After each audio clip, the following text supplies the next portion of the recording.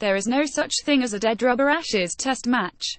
You are representing your country, and whether you are an Australian cricketer or a touring Englishman, the prospect of playing in front of nearly 100,000 fans at the MCG on Boxing Day is reason enough to remember this.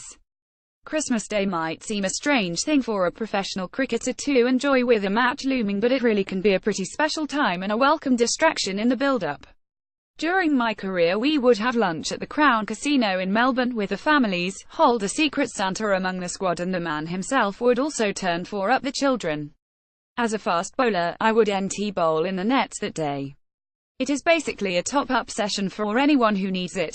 Batsmen may want an extra hit, but my preference was always to have a swim, a stretch and a massage, knowing I had got my overs in during the days before and I was ready. The festivities in the afternoon were then a great way to clear minds before play starts.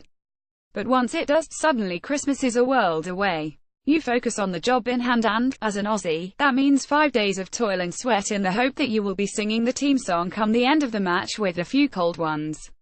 However good the side you are in, you cannot get enough of these moments in your career. So while the Ashes have been regained, expect Steve Smith's side to just as be ruthless here in their pursuit of another one. My first Boxing Day test, against the West Indies in 1996, was one to forget. A torn side after 3 overs left us a bowler short. We lost by 6 wickets and the overriding feeling was that I had let my teammates down. Injuries meant I had to wait 4 years for my next one, and with it came a chance to make up against the same opposition. I will never forget what followed, knocking over the top 6 in their second innings, including Brian Lara bowled for duck when shouldering arms to one that nipped back, for Orchard's career highlight. It neither mattered to me then nor now that we were 30 up going into that 4th test match of 5, just as Australia find themselves currently. That said, for all the personal goals and a target of moving one match closer to whitewashing England, it is hard to see the management risking Mitchell Starc's bruised heel. There is so much cricket coming up, not least the one-day series in January. Owen Morgan's side will be competitive, and the challenge of trying to beat South Africa away in March. The big left-armer will be pushing hard, but, in my experience, those injuries can be misleading. You can do pretty much anything without feeling pain. That is until you slam the heel down in delivery repeatedly.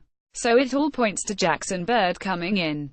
Though a skillful right-armer, his pace is a touch lower, so there is at least a bit of respite for the English tail. Their collective plight has been the topic of debate in Australia this week after Mike Atherton's column in The Times. The former England captain made a thought-provoking argument that during the barrage of hostile bowling from Australia, the umpires should have been more proactive in protecting Jake Ball in Brisbane, and Jimmy Anderson, aka True Rabbits. He is bang on about the law. It's there in black and white. And so no one could complain if the umpires had, taking the ability of the batsman into consideration, deemed the bowling dangerous and stepped in. But they didn't. And ultimately they run the game. Like the numerous other decisions they make, we need to accept their judgment here. Certainly as a bowler, it never occurred to me to consider the ability of the batsman when bowling.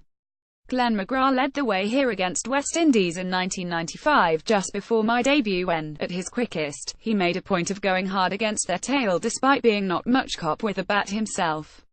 With their attack, it was a bold move. Any batsman, specialist or a tailender, who says they enjoy facing pace is full of it.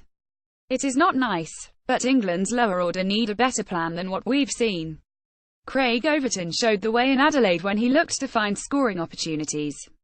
It got him into good positions too. Far better than Anderson taking his eye off the ball in Perth and getting hit. With limited options in the squad, I can't see England making a huge overhaul for Boxing Day, but they should seriously be considering Mason Crane for his Test debut.